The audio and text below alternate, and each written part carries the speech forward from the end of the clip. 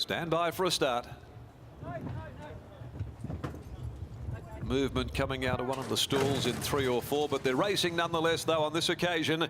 And In Love with Paris and Lucky Raw jumped out there together from Kiss Bang Love, Gifted Warrior. Lucky Raw will lead them, however. Invisible Pro settles down on the inside, then Alta Sillamore getting back with Aconite wide, so he'll have to ease as well. Threads of Ivy goes up near the rails, followed by Arctic Stream back second from last, and he's going to ride Three Secrets out the back haul as they go out towards the 1,000 metres. Settling down, Lucky Raw's rider slowed them right down. Brown has put the brakes on, leads the way from In Love with Paris. They're going along easily here, this duo.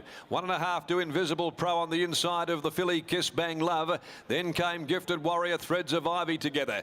Over on the inside is Alta Sillamore. Aconite had to go right back from its draw and had a couple behind it, Arctic Stream, and also towards the tail is Three Secrets. 600 left to go, and Brown's had it very cosy with Lucky Raw. He's being able to dictate the terms to please himself. Lucky Raw will bring them to the home corner. Harvey starts to work on In Love with Paris, the favourite, coming to the bend. Over on the inside, Invisible Pro, Kiss Bang Love, Gifted Warrior, then Threads of Ivy and Aconite. Arctic Stream, they're well back. The sprint's on though in earnest. At the 250, Lucky Raw gathered in by In Love with Paris, who went past it that quickly it gave it blisters. 2 lengths behind them, Invisible Pro, Gifted Warrior, then Arctic Stream down the outside. In Love with Paris though, home and hosed here in the third. Too good. Comes away, wins from Gifted Warrior. Tight third, Invisible Pro or Arctic Stream, who attacked the line well, but the pattern was against him. Aconite, Three Secrets ran on, Threads of Ivy. Lucky Raw got very weary. In behind them, Alta Sillamore and Kiss Bang Love. Another smart 3-year-old here we've seen this afternoon complete a hat-trick. The Regano gelding. Paul Harvey aboard for Fred Kersley. In Love with Paris rocketed straight past Lucky Raw like it was glued to the sticks. 1:30.88. They hadn't made time, and Harvey knew that he had plenty underneath him as a result of the tempo that Brown had set with Lucky Raw. He was the one that could rate on the best horse in the race, and as soon as he let him go, it was all over, bar the screaming. Now, second and third placings, Gifted Warrior will get second. Third will be Invisible Pro from Arctic Stream. A good run under the circumstances back there, and had the tempo pattern against it.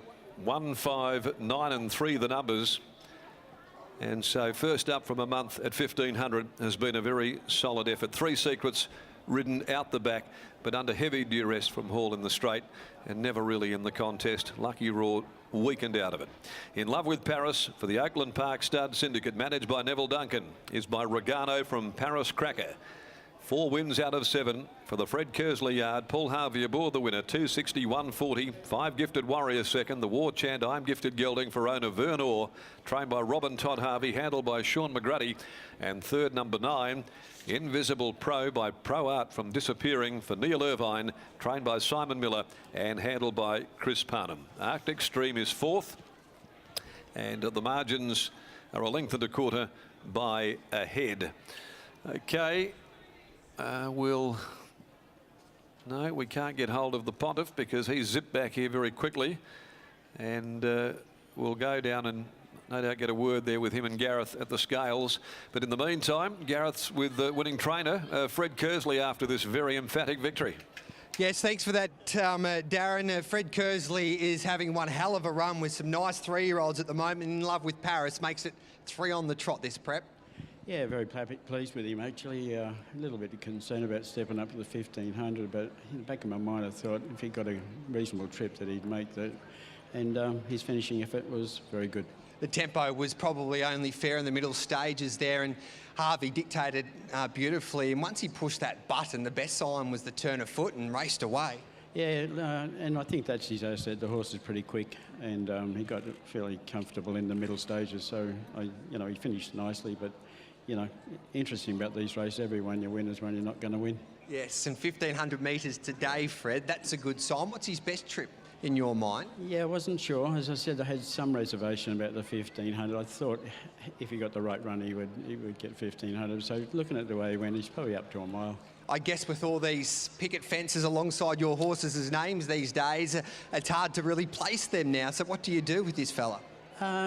haven't looked forward past today, but you know, I race him sparingly, I think, and probably race him another couple, 2 or 3 weeks, depending on the program. Well done. Thank you. There's a Hall of Famer, Fred Kersley, and we'll catch up with Paul Harvey after he unsaddles and jumps on those scales, but they've had a little bit of success lately, the Harvey and Kersley combination in those famous colours, and In Love with Paris, we just pointed out, stepping up to the 1,500 metres today, that was no problems because it just raced away for another really convincing and impressive victory. And Paul Harvey's about to join us here. Gifted Warrior was good back in second and Invisible Pro third.